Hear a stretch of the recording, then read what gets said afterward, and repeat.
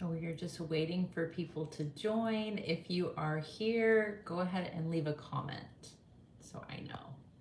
Hey, hi, hello. Thank you so much for joining me. Blessings. Yes, I actually meant to change the orientation so the comments would show. But I forgot. So I'll do that next time. But yeah, go ahead and tell me where you guys are from. And if you guys have any questions, I'm doing this again because a lot of people didn't know we were doing it, because I didn't know we were doing it yesterday. And so I want to be able to catch any comments maybe that I didn't get to yesterday, and if anybody else was wanting to join. Hi, good afternoon. Thank you so much for coming.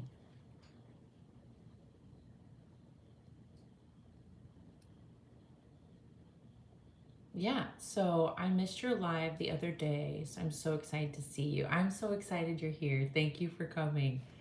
Yeah, so does anybody in the chat have a promise for a kingdom marriage?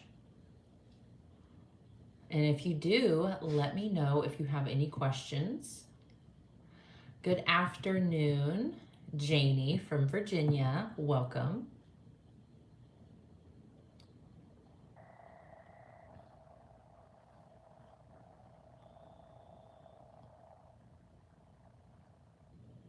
Yes, tell me about it.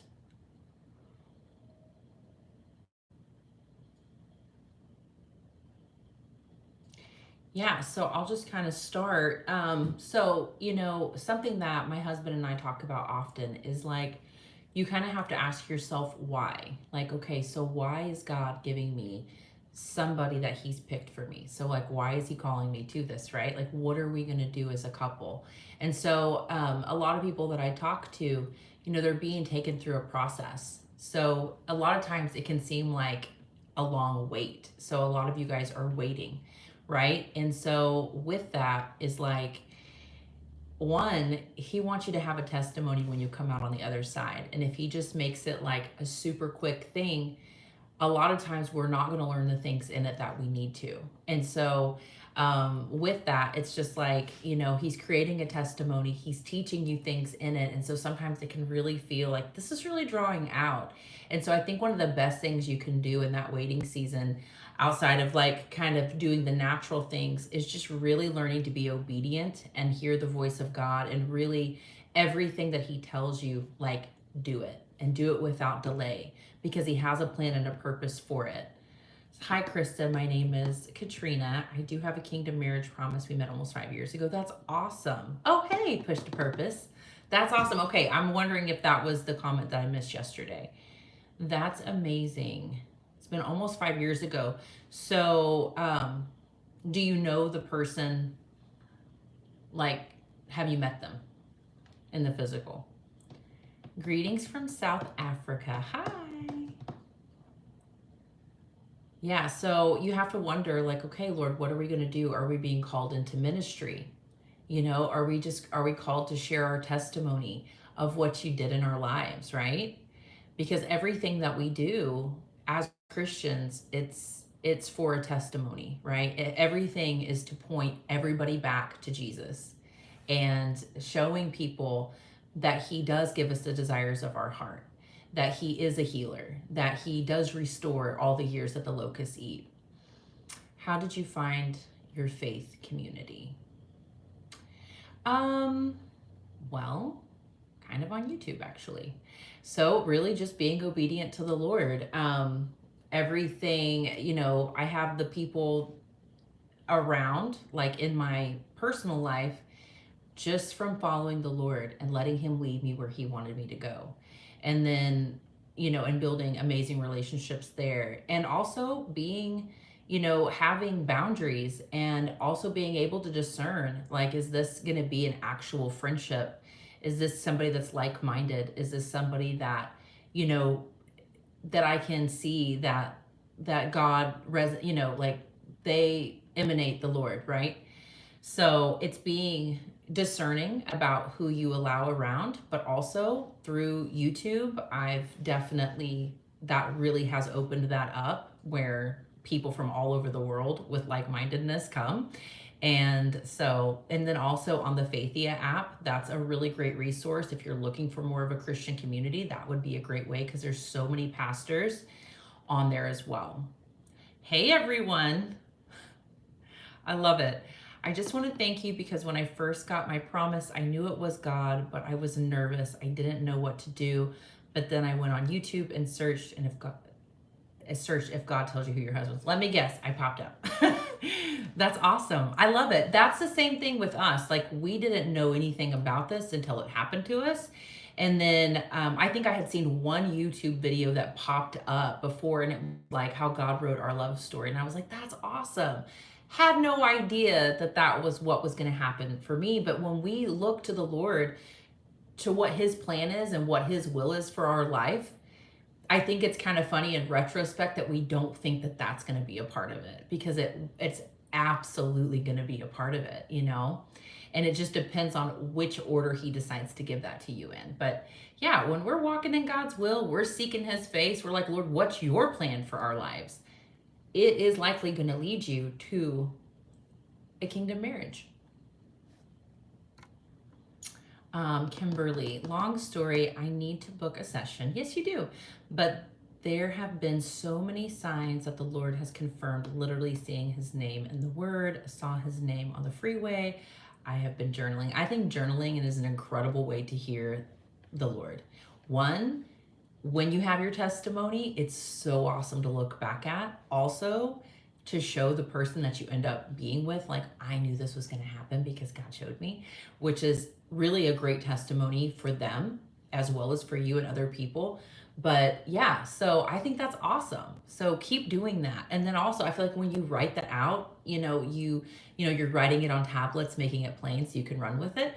But also, I feel like that really gives you a clarity and a way for God to speak back to you in it. And also, when you see that written out, you're like, it almost like helps God to quicken things to your spirit. Oh, hi, Krista. On my first live with you. So excited. God's Chosen 7. Welcome. I'm so excited too. I don't know if he wants him to testify because of his job title. Sure. This is so helpful. Thank you. I'm so glad. Thank you, Jesus. You have been such a big help to me on the way, and it has helped me a lot. I'm so thankful, Janie. That's awesome. Does your church have a YouTube channel? They do. So we're not going regularly to the church like that we met at, just because of just like logistics. We do go for like the feasts and like really important dates and stuff, but right now we're not going like every Friday night. But they do have a YouTube channel. So it's Kurt Landry Ministries. Look that up. And then they live stream every Friday night at 7 p.m. Eastern Standard Time. No, Central Standard Time. I'm so sorry. Central Standard Time. And then the church we're currently going to, they don't. So let's see. But the Lord has confirmed. Very similar story. That's awesome. Just let the Lord lead you. Pray into it. Pray into it. Pray for that person. And just believe what God has shared with you. Keep your faith and your trust in him. Just wanted to let you know that literally lived parallel lives as far as the Kingdom Spouse journey has been for me. That's awesome. God's Chosen 7. Has it come to pass yet? Where are you at in the process? Oh, also, thank you for sharing the book Armed and Dangerous. Literally love. It's super helpful. It's awesome. That is an incredible book. I honestly feel like it saved my life early on. Literally, God bought me that book, which was really cool. I love that pastor. Hello, please pray for me. I'm facing so much persecution at my job due to Christianity. I'm so sorry. Yeah, no, hopefully that will stop. I will be praying about that for you. That is something where you're just dealing with a lot of warfare. So every day, just be declaring and decreeing God's word over you. Break off witchcraft, shut the mouth of the lions. Like, It's just a thing of where you really have to pick up your weapons of your warfare when you're being persecuted, especially for Jesus, right? And so we're supposed to count ourselves worthy, which is awesome. It is a great honor, but it also is very difficult. And so, really, really be warring for your job and against that darkness, because that's horrible for anybody to have to deal with, but it is a very real thing. This has never heard of kingdom marriage, never heard a word from the Lord for a man. Jemima, what's up? Welcome. It's so good to see you. Hi, Krista. How are some ways God confirmed to you about your kingdom spouse? So it was super fun. So the day after, God told me, you're getting married soon. And I asked him, is it the same person, Lord? And he's like, yeah. And so I was like, okay, well, can you confirm it? Well, a video popped up after that said, when we get a prophetic word, like when God speaks to us, that he will confirm it through somebody else. So I didn't say a word to anyone. And the next morning, I'm taking care of my brother, and my friends come over to help me. And the woman came in and she said, hey, I had a dream last night. And it was about my husband's mom. And she said, me and so were house shopping. And she goes, and you were on a date. And she wouldn't say who, but I knew who. And because she didn't know anything about it, but she knew he was kind of a source of contention for me at that time. So it's just something we just didn't touch.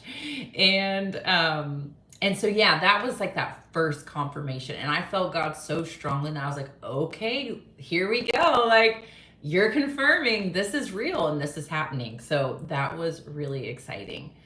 And then after that, they just kind of kept rolling in. Let's see. I didn't know either what it was until it happened to us. I know. Isn't that awesome? I love the Lord. I love how he works. I love that you really kind of never know what he's going to do next. I have received false signs about my soulmate before. How to discern if it is really from God. Fasting and prayer is a really good way, because our flesh can kind of muddy things up a little bit. So I always feel like if you're really needing clarity, if you're really just needing to hear the Lord and you're wanting anything else just to be removed, fasting and prayer is huge. And it is such an amazing tool, and just helps you to get closer to the Lord. I don't know, like if I start to go through like a dry season or something like that, like I will fast and pray, and I just immediately feel God's presence more. I glean more from, the word when I'm reading it. And so, fasting and praying and asking God to show you what's real and what's false, and to sharpen your discernment. Ask for that to be sharpened. That's a gift of the Spirit. And some people, that's their first gift. But if it's not, it's something that you can pray that God will develop in you and that God will sharpen it. And I would highly recommend, if it's not your number one gift, to definitely do that, because it is a really, really important one as a believer, because the enemy is always trying to come and deceive. And so you have to really be able to discern between truth and lies. Hope that helped. Kingdom marriage suffer a lot of separation. Many couldn't make it. Many fail. What do you think? Many are united and separated due to spiritual warfare. Yeah, it's kind of hard to kind of answer that in a broad sense, instead of kind of like a one-on-one thing and actually knowing the situation. I would say that a lot of people probably kind of get tired of it and maybe throw in the towel, or kind of deal with doubt and unbelief, which, is understandable. There's no judgment, but it's just kind of one of those things. Also, stepping outside of God's time. So like kind of the start and the stop is, maybe when you kind of go ahead of him and don't wait for him. A lot of people do feel like they need to help God get this job done. And I think one of the best tools you can have is humility and saying, Lord, I don't know, but show me. And being willing to just wait and stop and kind of endure that quietness and the waiting, and doing it as well as you can. But, being okay when it's like not time to do anything, because if we go ahead of God and it's outside of his time, then you walk into a situation that's not prepared. You're trying to unite with a heart that's not ready to receive, possibly not equally yoked, not on the same page. It truly is about timing. Had my husband and I done anything sooner, it may have just blown everything up. Or if I had, you know, went ahead of the Lord and been like, said anything about it to him or to his family or anything like that, which I never would have done. But had I, it's not saying it wouldn't have still happened, but it may have made things harder. So trusting the Lord, trusting his timing, stopping when he says stop and going when he says go, and really just going at his lead, because he has a time and a season for everything. I hope that helps. What are you and your husband's eating habits? I am pescatarian, and I want to be somewhat prepared if my husband is not a pescatarian. I love it. That's cute. Yeah, so we are meat eaters. I think pescatarian is like you just eat fish. I'm not sure. But yeah, so we both went through a huge transformation in our lifestyle after we had our daughter. I gained a lot of weight, and I struggled with my weight for years, and I'm thankful to say I don't do that anymore, and still kind of on that journey. But yeah, we started watching a ton of carnivore videos, and we both like healed our guts, and we started eating like a lot of red meat and really kind of eliminating processed foods and carbs, and it has been incredible. I'm actually in remission with like Hashimoto's. So like some autoimmune stuff that I dealt with that made things really difficult, and I didn't even realize I had that. But I don't have it anymore. Thank you, Jesus. And so, yeah, it has been amazing, and able to, like, I feel better than I ever have. And God really restored my health, our health through that journey. And so I would recommend it to anyone, but I understand that some people don't want to eat red meat, but that is what we have chosen to do, and it really works for us. And if anybody else has questions about that, I'd love to talk about it. Let's see here. How to keep the faith and hope and the promise of God for a kingdom spouse when you feel like totally breaking down and giving up. Sure. I think that God's promises are worth waiting for, because he's the one who has the plan for your life. So for me, I don't think that way, because if I know God has something for me, I'm going to do whatever it takes to see that be accomplished in my life. That's how I've always been with him, because I want his plan and I want his will. So it's not that you don't feel like that sometimes, but I think the reality of it is setting your mind to it and saying, I'm not going to give up on what God has for me, because I'm not going to be disobedient. I'm not going to turn away from the Lord. And it's like, if he has this plan for you and he has this person for you, it's like whenever the children of Israel were being delivered from Egypt, and it was an 11-day journey to the promised land, and it took them 40 years. I read that story very early in my walk with the Lord, and it always stuck with me. And every time I was going from one situation to the next that was difficult, I would always think of that. I still do. How short of a journey can I make this? And, can I make this? I want to make this an 11-day journey, right? And so it's really just putting your mind to it and deciding, I'm going to follow Jesus, right? So if the thought of waiting for the husband is too much, surrender it back to the Lord and say, God, I just want you. I want to follow you. I want your will. I want what you have for my life, because I know that you have a plan for me. It's to prosper me, not to harm me. And I want what you want. Have your way. And a lot of times, just surrendering everything and laying it down, because I don't think that we should be burdened by it. Because the thing is it's a gift. It's a gift of God to do that for you, to want that for you, right? Because it's a desire of your heart. But whenever you become really burdened by it and you want to give up and all of those things, that is normal. But it's also if you look at it as almost it's kind of like life and death in a way, because the way that is not the Lord's is death. And the way that is his, the plan he has, leads to life and life abundantly. So I would choose that path. And even though you feel weary from it, just understanding that you don't give up and making that choice. I'm not going to give up on what God has for me. I'm going to fight for it. I'm going to fight for it like my life depends on it, because it does. Because it's the difference between a happy life, not a life without struggle and not a life without, things, because you will deal with stuff, but you'll deal with them together. But it's also like, if you look at it as like, outside of your will, Lord, I don't have a life. I have a way to me that I think is good that leads to destruction. So I would just surrender it back and just follow God. And maybe just give yourself a little bit of break in that. And really seek his face about it and his will about it. The timing, all the stuff. And just focus on worshiping him. Focus on what he has for you. Focus on just enjoying his presence again. Bring it back down to the basics. Okay, I hope that helps. Almost at the end, praise Jesus. Looks dead and the enemy is being dumb and attacking me, but I laugh now and I spend a ton of time in the secret place. That is so good. That's what you need to do. You're doing everything right. Spending time in the secret place, spending time with the Lord. I look back at my journey, and every time I was led to the next thing, it was just because I was following God. I was chasing after him, and that was what even led me to the church that my husband was at.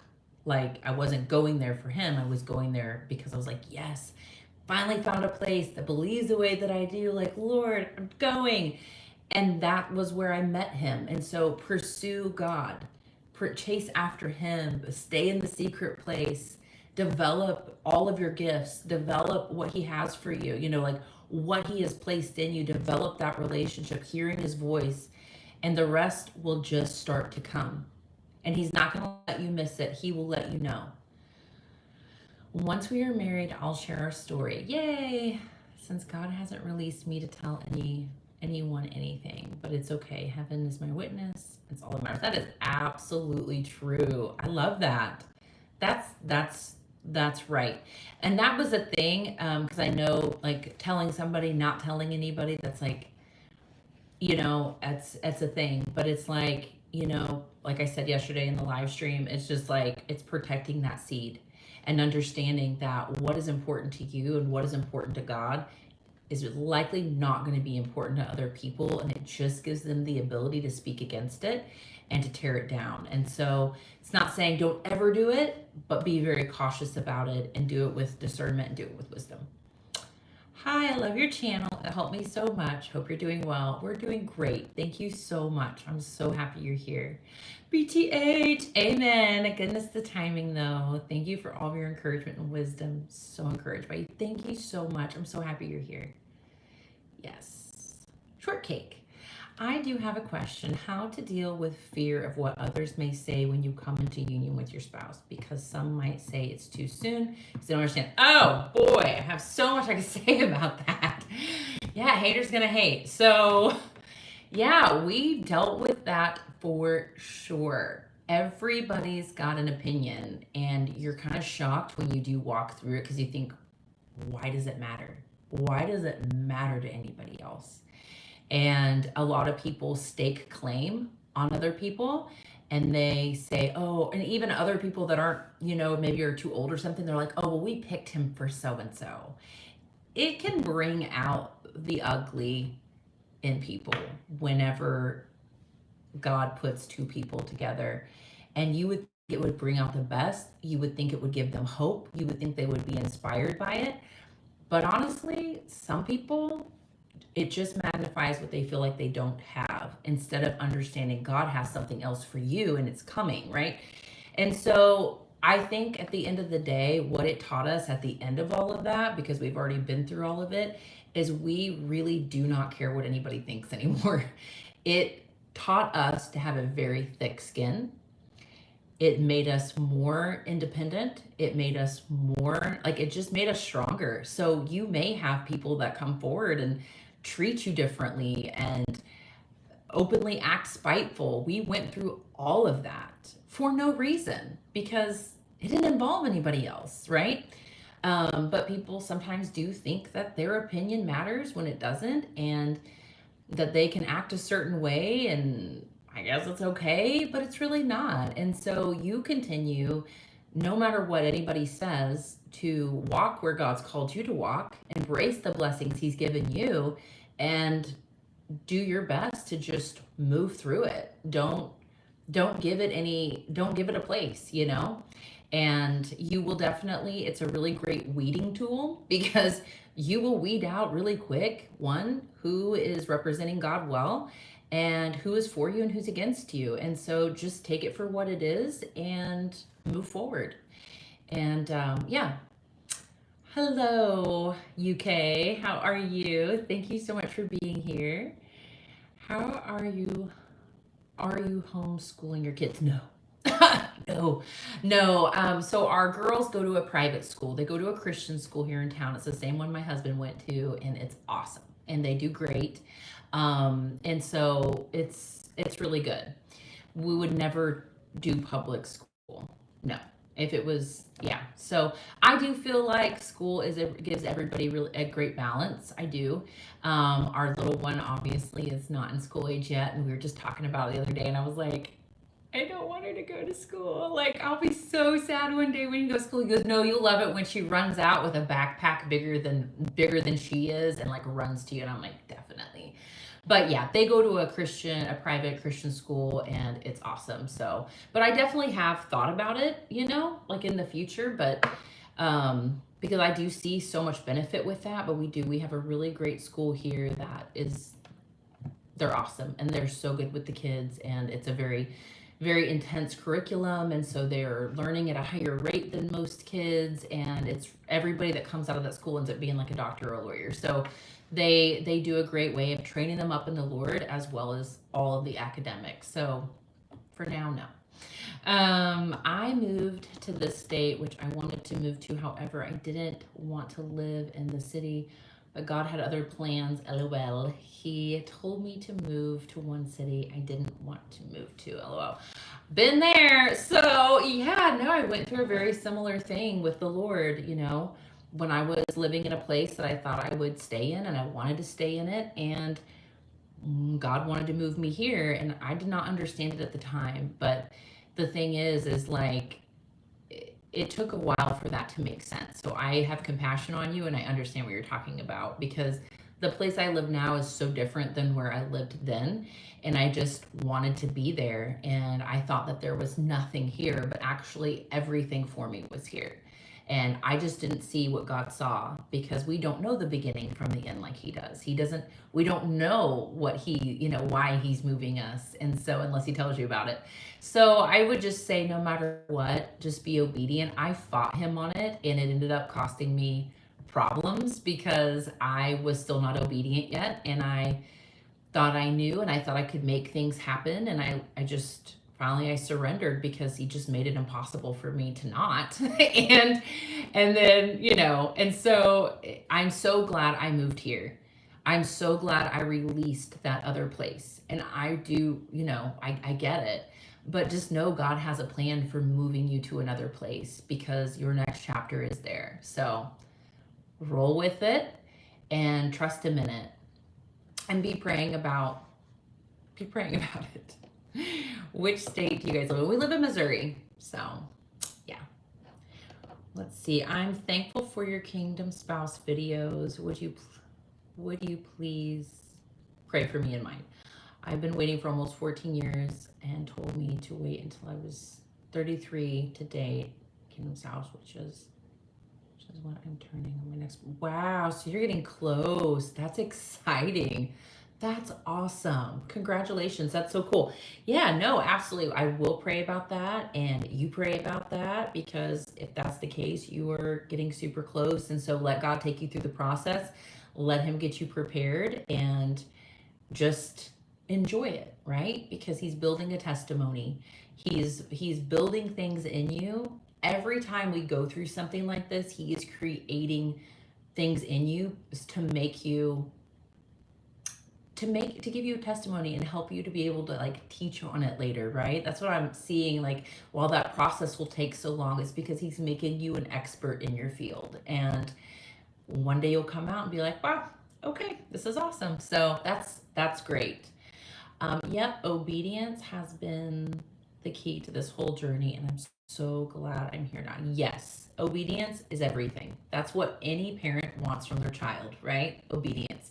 And that is absolutely what I knew God wanted from me from the very beginning, and it was something he really had to work with me on, but I just knew like obedience. When he speaks, I need to move. I have to do what he wants me to do, because every time I tried to do my own thing, it just absolutely blew up in my face. So, yeah, definitely obedience is huge.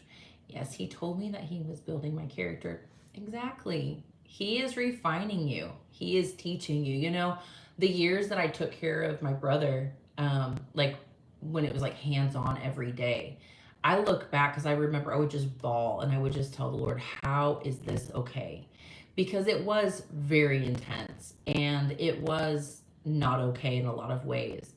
And I just thought, how would you put me in this situation that is so difficult, and where I felt like I was being torn down instead of built up, because I was new, in Christ. And so I was being broken down all the time instead of built up.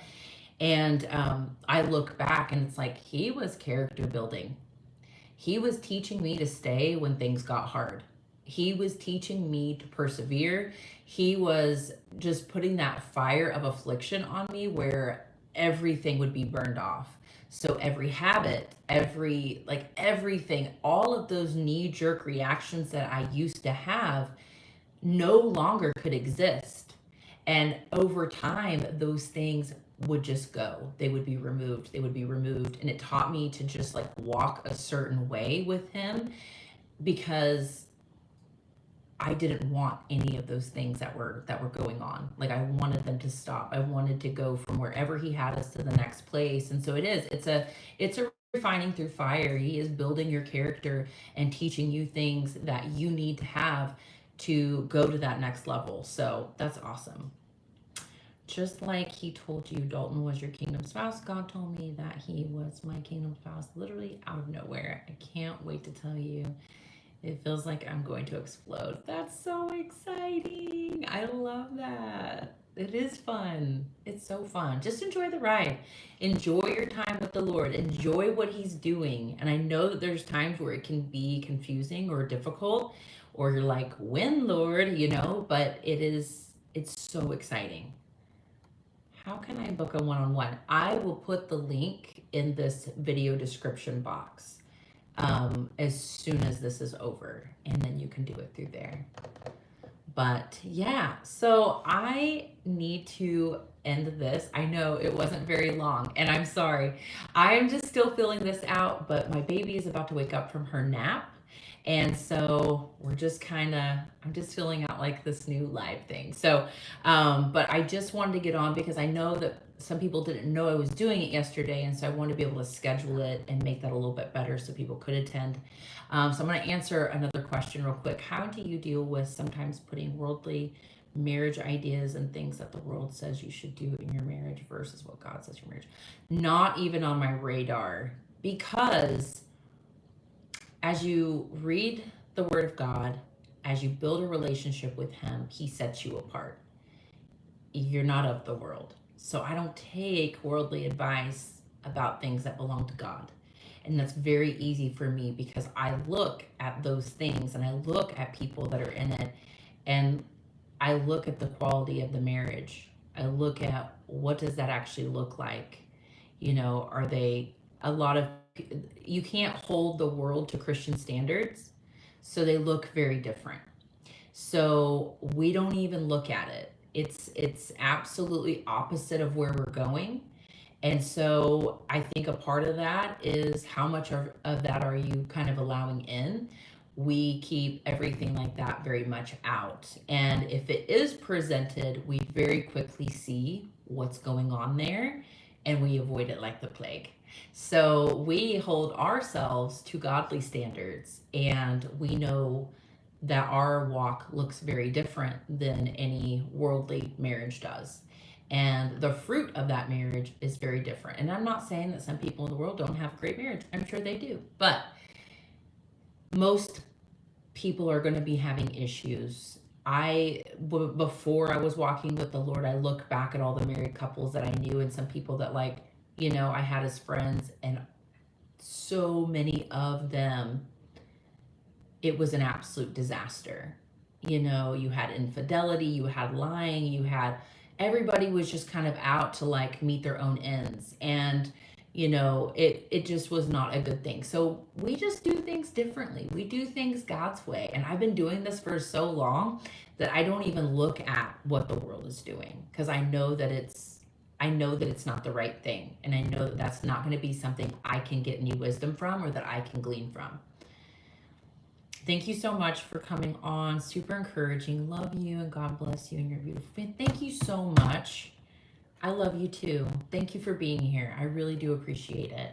How do you deal with constant rejection from kingdom spouse? Why I the rejection necessary on this journey? I don't know why it's necessary. I think it's just a timing thing. It's not like, it's like what God told me. He didn't reject you. I hid your value from him. So, pray about that. But I think a lot of times in that situation, God is hiding you. And it might not be rejection at all. It's just not the right time. So it's really just kind of discerning and letting God kind of fill in the gaps for you of what is going on. Because if you're feeling rejected, you definitely are going to need some healing in that area. But it's also, is it the right time? And what is God doing in that time? Okay, thank you for answering. You're so sweet and so good at talking to others. Thank you. I love talking. I love talking to you guys. It's so fun. Well said. Thank you. Right time. Yes. Okay, so I'm going to go ahead and end this live stream, but it was so good seeing you guys. It was so good talking with you. Thank you for showing up. Thank you for being here, and I will talk to you guys soon.